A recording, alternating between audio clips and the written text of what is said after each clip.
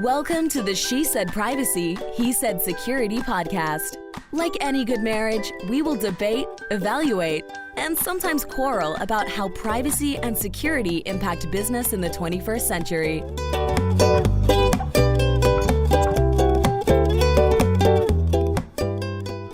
Hi, Jody Daniels here. I'm the founder and CEO of Clover Advisers, a certified women's privacy consultancy. I'm a privacy consultant and a certified informational privacy professional, providing practical privacy advice to overwhelmed companies. Hi, Justin Daniels here. I am passionate about helping companies solve complex cyber and privacy challenges during the life cycle of their business. I am the cyber quarterback helping clients design and implement cyber plans, as well as help them manage and recover from data breaches. A little tongue twisted over there. I know.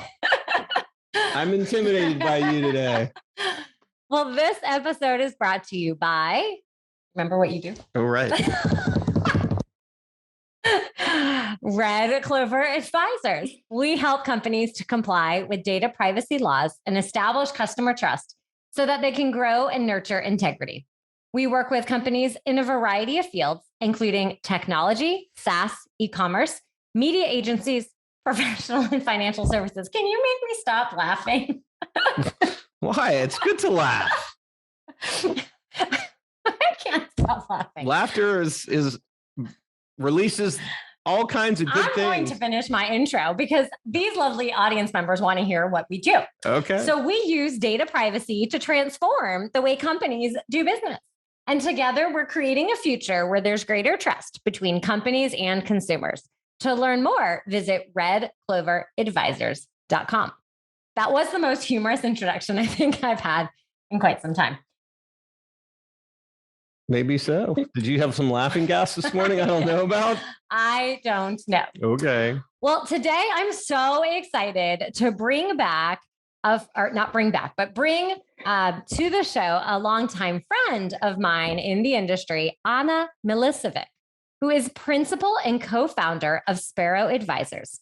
She lives in the in-between of where different disciplines intersect: technology with media, consumer culture with data, globalization with hyper-local needs.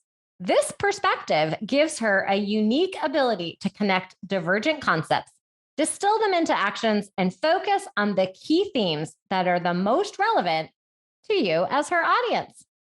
Well, Anna, welcome to our ridiculous, hilarious, we can't seem to get our talking straight show today. This is probably the most fun anybody's ever had talking about privacy. So it's great to see you and great to be here today.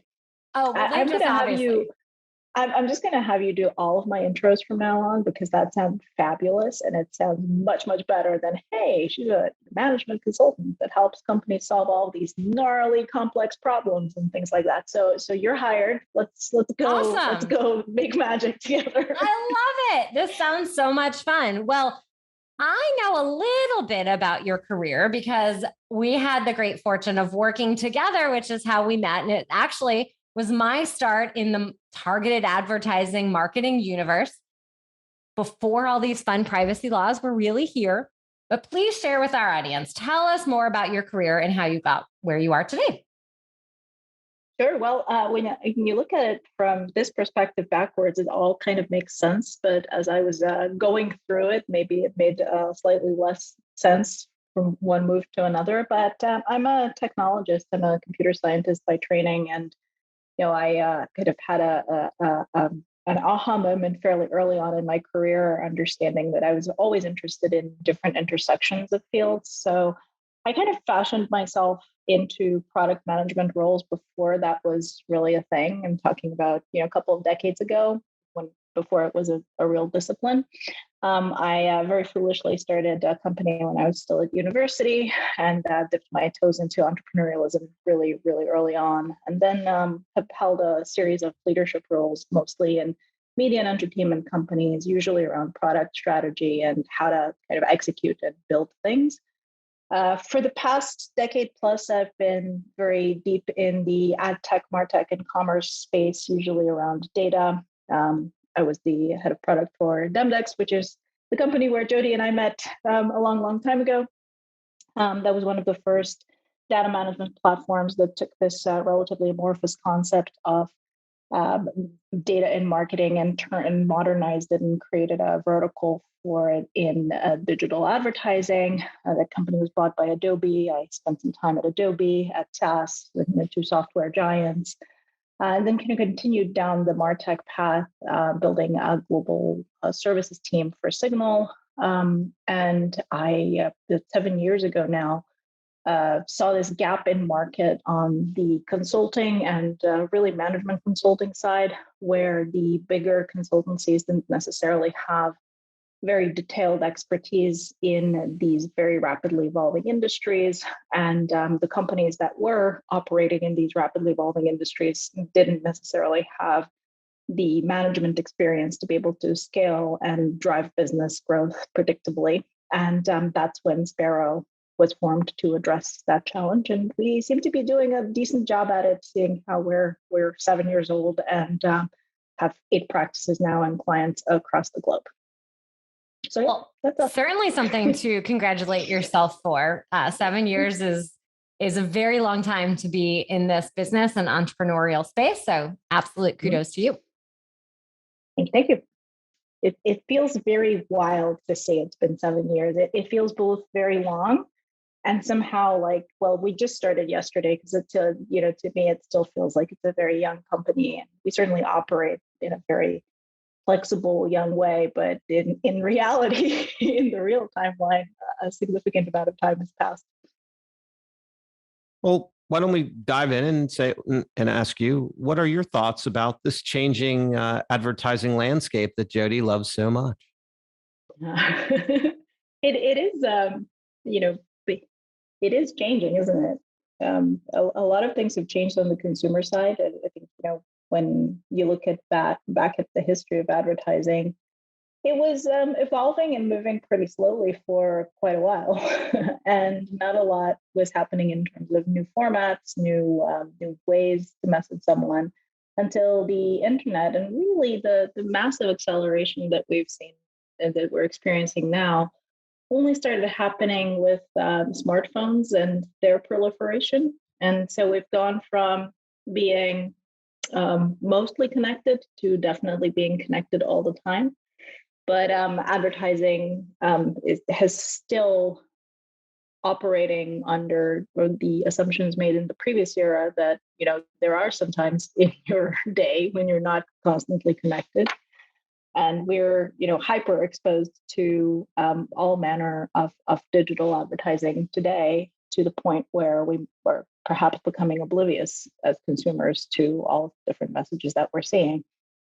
I think what I find really fascinating is how big of an industry we've built on top of a very, very inferior technology. So we're now looking at third-party cookies being sunset slowly and then slightly quicker, hopefully. But they're practically becoming less and less useful day in and day out. And when you look at the initial intent of third-party cookies, it was never to piggyback an entire $140 billion industry on its back. That's just the US. Globally, about 340, I think, last numbers. 340 billion is a pretty big number. Putting that on these teeny tiny little text files that live on your computer seems pretty nuts from an infrastructure perspective, from a security perspective, from a just how to build things perspective, and yet here we are. So part of me is in awe of the success of building something on such a porous foundation for so long. And part of me just can't wait for cookies to go away so that we have something slightly better and so slightly more meant to be the vehicle for advertising. So let's talk about that next stage. You have a lot of companies who are not as happy that third-party cookies are going away because they're used to what it offers them. For a business, there is the ability to find new customers, to understand and to analyze. Where do you think we're headed? What should we tell all of those brands? And what are you seeing smart companies do to get ready for that? It's really hard to change all four, tires on your car while you're going 85 miles down the highway.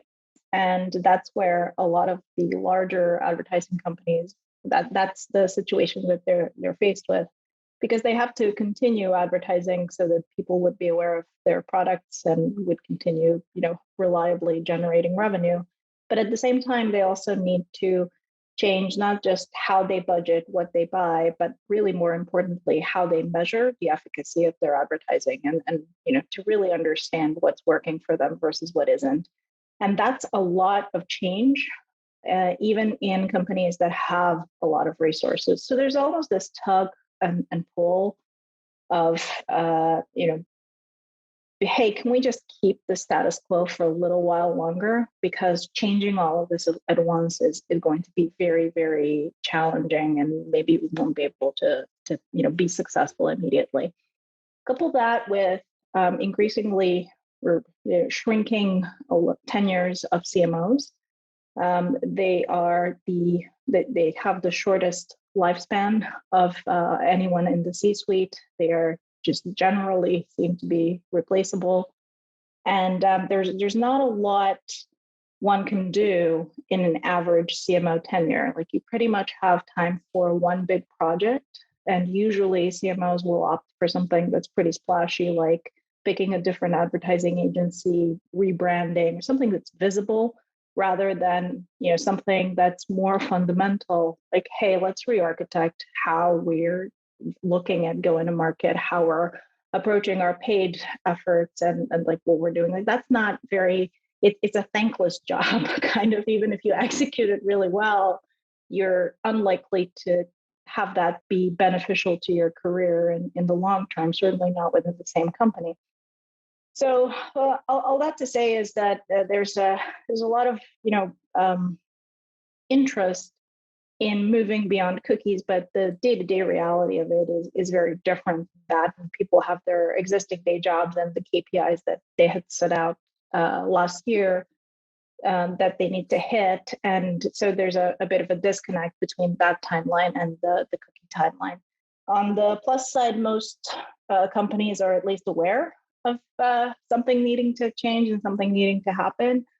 On the slightly more negative side, they're pretty reactive. They tend to listen to a lot of vendors and don't really have a POV of their own yet. And that's certainly been something that we've seen in our own engagements, as a increasing ask of, hey, how should I approach the post-cookie universe, as opposed to, oh, here's these 3 vendors that called me, they're trying to sell me on this, and I'm going to pick whoever I like the best.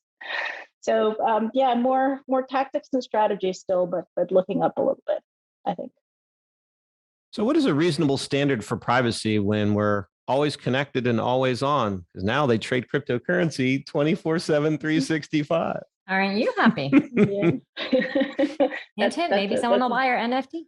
Yes, maybe. It's a good conversation for a chief security officer, isn't it? To kind of keep them up at night if you want to freak them out. I think we're dealing with the wrong construct, and I'm very disappointed that we've kind of settled on privacy as a concept as opposed to data usage rights. And the reason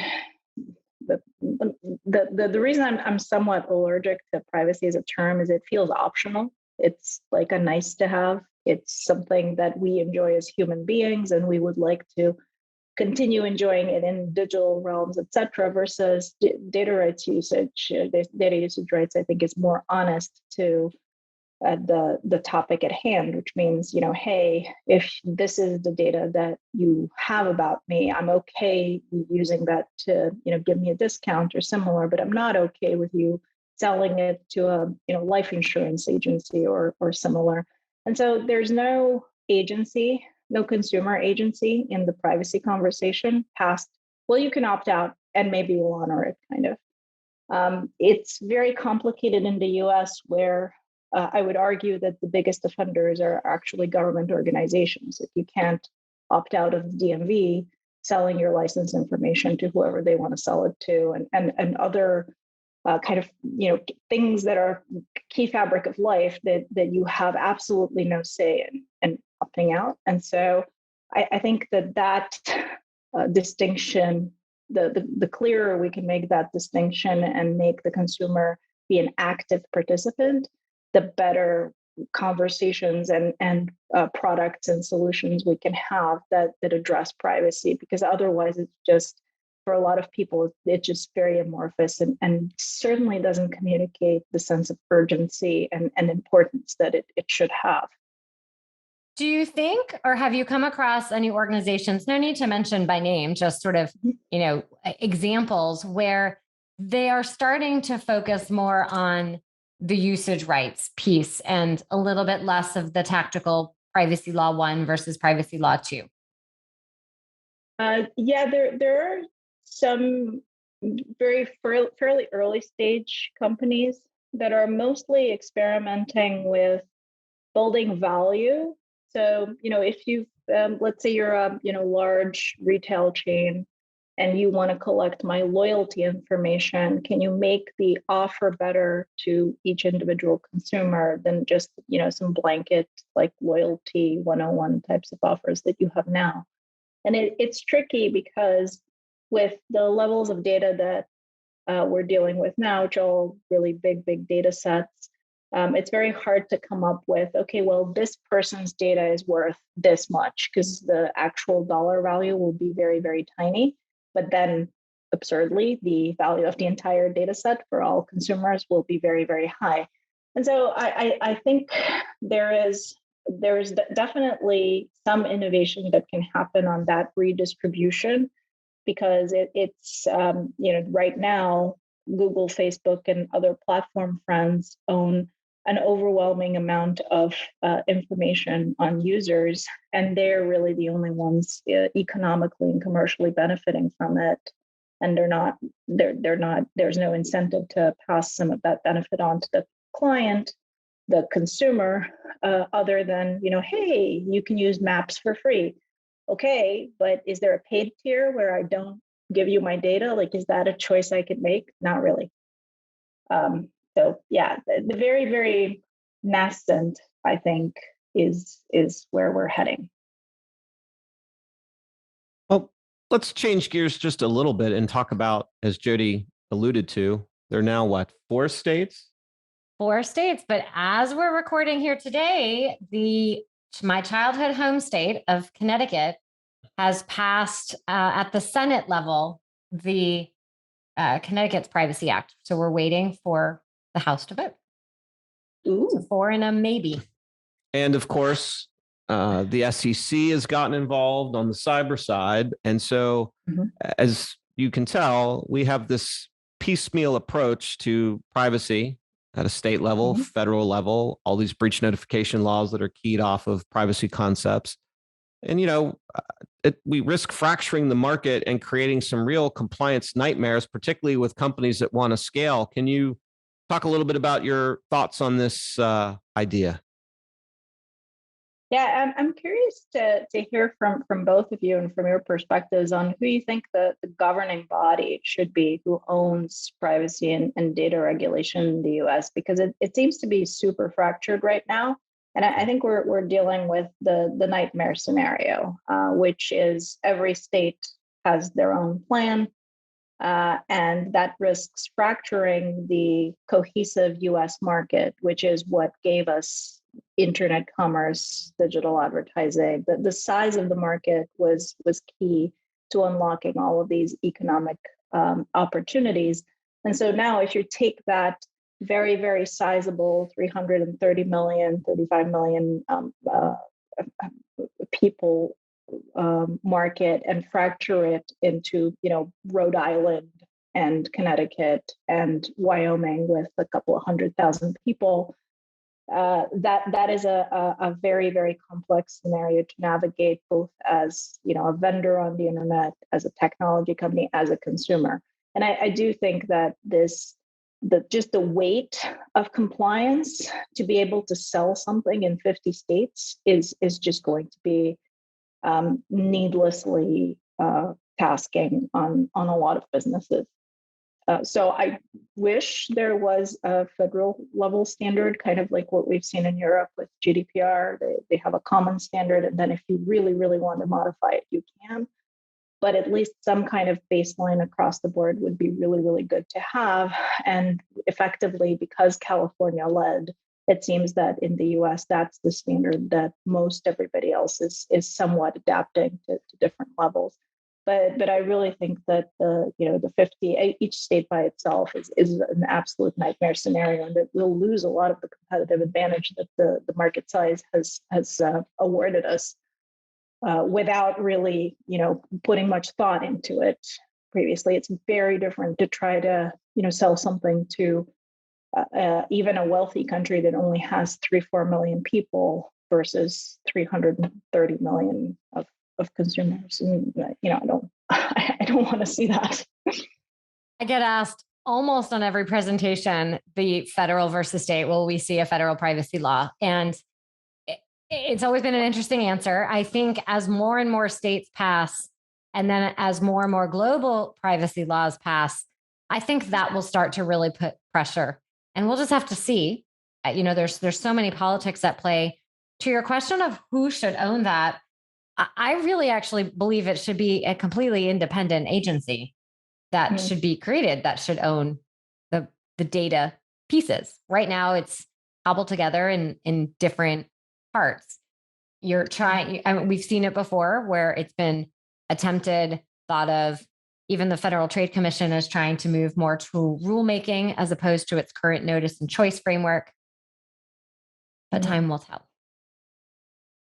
Yeah, and I think another really interesting and potentially doubly frustrating part here for me is that the focus seems to be on digitally originating data and completely ignores offline data. And going back to talking about how the government itself is one of the worst, I'm air quoting here, but yeah, one of the worst offenders when it comes to personal data of citizens and its commercial uses.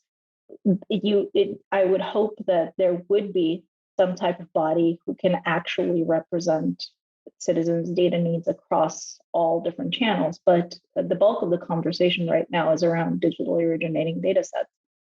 And I could never really understand why, some publisher knowing that you like sports and have read 4 articles about sports is somehow more of a privacy risk than somebody literally knowing where you live and being able to send you stuff to your house. That scenario is much more privacy invading to me personally than anything on the internet. And I'm fascinated how most of the privacy conversations are focusing on digital use cases. I think from my perspective, the digital piece is you have some players that pushed it too far. And those are the ones where all these laws tend to be reacting. And because you're able to gather significant data sets of massive volumes and drill in pretty accurately and also completely get it wrong, is a little bit of where that digital focus comes. I'm always telling people, the offline file counts too. So the cabinets and drawers that you have of 30-year-old data, that counts. In fact, I know we're talking US at the moment, but I remember speaking to someone when GDPR first came out and they were located in the UK and they thought it was only a digital law. And they said, well, actually, we only have physical files. I said, well, great. You just have to focus on those. Yeah. Good luck with that. I know. Do you have any thoughts on who should own? My thoughts, I think it's going to be a challenge to create another digital agency because with all of this data sitting right beside it is now all the stuff that's going on in Web3. So now all that's blowing up at the same time. And I wonder if the organization who doesn't have the largest remit, and I'm just throwing something out there, is you alluded to, Jody, the FTC, because they deal with broadly the consequences as opposed to HIPAA's pretty narrow. Gramm-Leach-Riley's pretty sectoral approach. The FTC has the more broader implications of unfair trade practices, but I hesitate to say, Anna, because I watch from a security perspective how the SEC and other regulators are having to fill the void because we don't have any real cybersecurity standards, and it's creating all kinds of challenges. So I don't know what they're going to do because let's be honest, global data is really a global issue. But there's never going to be a UN of data, but it's really a global issue. It is, and it's one of those things again where I think there's leaders and there's followers, and because Europe was first to put something together, that's the kind of the standard that everybody else is evaluated against. And so we chart like if your national or state level privacy regulation is like on what side of the GDPR? Is it more restrictive? Is it less restrictive? Is it like what are its facets? But yeah, I think you bring up a good point, Justin, and that's that there's no security organization either. And I keep thinking about a couple of years ago, Denmark sent an ambassador to Silicon Valley, like an actual ambassador, like you would send to a country. And their rationale was, for the state of Denmark, a good relationship with a Facebook and a Google and one of those kinds of clearly non-state actors, private companies, is perhaps more important in this day and age than Denmark's relationship with a very far away sovereign country with whom they don't have a lot of trade going on, et cetera, but they still, because diplomacy is old school, still traditionally have a representative. And so that got me thinking that if we could re-architect the whole system from scratch, like what would it look like? And would it be like this, to your point, like would it be the UN of data? But what is the ideal case scenario for this kind of regulation? And would we have like a national level data czar, somebody whose sole job it is to think about different uses of citizen data, whether that's coming from offline channels, from digital channels, or other channels, and like whose sole remit, hopefully with a budget and an actual organization behind it, would be to create products around the management of data at that level. So that's my dream scenario. But to your point, I think we're very, very far away from something like that. And it seems that between the FTT, the FCC, the DOJ in some cases, and that other couple of other three-letter organizations, they're all just like passing a hot potato around, and not a lot of structure is happening around this. That is absolutely happening. So, with all that in the privacy world, the type of data that is collected, what companies do with it, what is your personal privacy tip that you could offer the audience? I'm very intentional about email sharing, phone number sharing, and similar things. Like we don't have a lot of unique identifiers. Like our social security number de facto became one in the US through overuse. And because for the better part of the last 10-ish or so years, various companies have been asking us for our emails and our phone numbers, and we didn't really think much about volunteering those. Those now act as connective keys for a lot of really, really gnarly PII, or perhaps PII and anonymous databases. And I always, give the scenario of it's a little bit dystopian, but imagine filling out a quiz, and you enter your email and to get the results of the quiz, and maybe the quiz is just goofing off, and you're like, oh yeah, I smoke like 3 packs a day or something like that.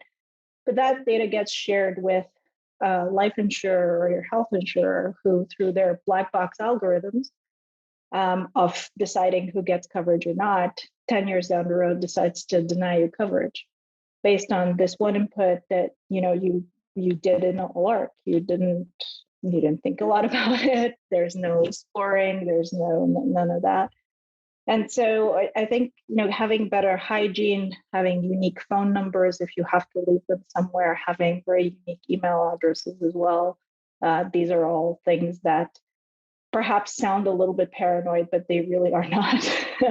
and they do require a higher mental load from consumers. But you don't want to be in a position where you kind of discover that through a data breach, someone's being able to someone's able to weaponize something against you or your family that is not necessarily an important piece of data. Wow, I did turn this pretty dystopian. I didn't mean to. It's a really interesting tip, and a lot of people don't fully understand how those are identifiers these days. So very helpful to share. Yeah. Thank you. And there's nowhere to learn. There's no one's really teaching like good email hygiene or good phone number hygiene or good cell phone number hygiene. And Justin, I'm imagining you'll have a point of view on this with SIM card hacking attempts and things like that, which is a vector of attacking crypto in particular. That these things are usually, you only become aware of them if you've been a victim somehow. And I wish there was more easily available education and best practices, maybe through maybe Gmail can start putting in product capabilities that would let you obscure your email addresses and similar. Apple certainly taking that step and moving in that direction. But it all seems very underdeveloped compared to how developed the actual data collection across different companies is. I guess my couple cents on that is the problem with fixing some of the stuff with email and what you're talking about is people worship convenience. And to have to deal with multiple emails, multiple phone numbers makes it really problematic to get people to want to do different things, because trying to remember all of that or put it in a repository, it's just beyond what people want to do. And, Anna, you bring up a really good point, because all of the stuff you talked about with crypto and this self-sovereign and taking more responsibility, well, that means you have to step up. And if someone hacks your digital wallet, it's automated. It's gone. It's done. There's not much you can do. And so I don't know if that will help. But in terms of understanding our privacy, I think the other challenge is younger people just have very different perspectives on what privacy means to them than people who have been around longer. It astounds me still what people would put on social media and broadcast about themselves. I'd add date of birth to that. Like on Facebook, people have their date of birth. Well, that's one of the primary ways you can get someone's PHI at the doctor's office. So anyway. Yeah. So not to keep going down the dystopian path here. Nope. But it's interesting because something seemingly innocuous as sharing your phone number with somebody. Like I keep saying it's if you share your phone number and you only have one phone number that you're sharing everywhere, then whoever is the weakest link in that entire chain, it could be that dentist you saw 7-8 years ago, who that still has paper records or whatnot, and you've gone to one appointment and that's it, but they still have key data on you. If they get breached, well, there goes all of your data too. And so I think it's probably not healthy for the average consumer to think about these things, because you just kind of want to go hide somewhere and disconnect from the internet, which is also not a possibility or a healthy choice. I don't think. So, well, I'm not going to let my kids watch this episode, because now you've given them another reason to not want to go to the dentist. They're going to say, well, that's my privacy and you're the privacy people. Yeah, but we don't give them phones. They don't have phone numbers. There you go. I've solved that problem. Very good. It's a solution. So we always like to ask all of our guests, when you're not out thinking critically about privacy, what do you like to do for fun? Well, hopefully I'm not thinking about privacy all too often, although I do tend to go around and take photos, especially when I'm in Europe, of those things you can put on your building not to get any junk mail. they're for real in Europe. Like you don't actually get any junk mail done versus in the US, you just can never be rid of them. This is going to start sounding like a dating show now. So like I like long walks on the beach. No, I love to travel. I don't like to be in the same place for very long. And so every chance I get, I'm somewhere. As you can imagine, the past 2 years of the pandemic or 20, I don't even know how long it's been. It's been very, very hard. But yeah, that's my hobby is being in different places. Well, thank you so much for a really fun and fascinating discussion. If people want to connect with you, where's the best place to send them? SparrowAdvisers.com, advisors with an E. And I'm also on Twitter as AEXM. And, all the usual suspect platforms were pretty easy to find. Well, thank you so much. We really had such a fun episode talking with you today. As did I.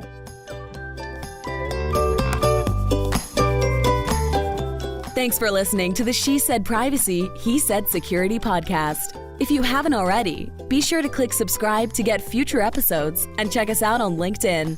See you next time.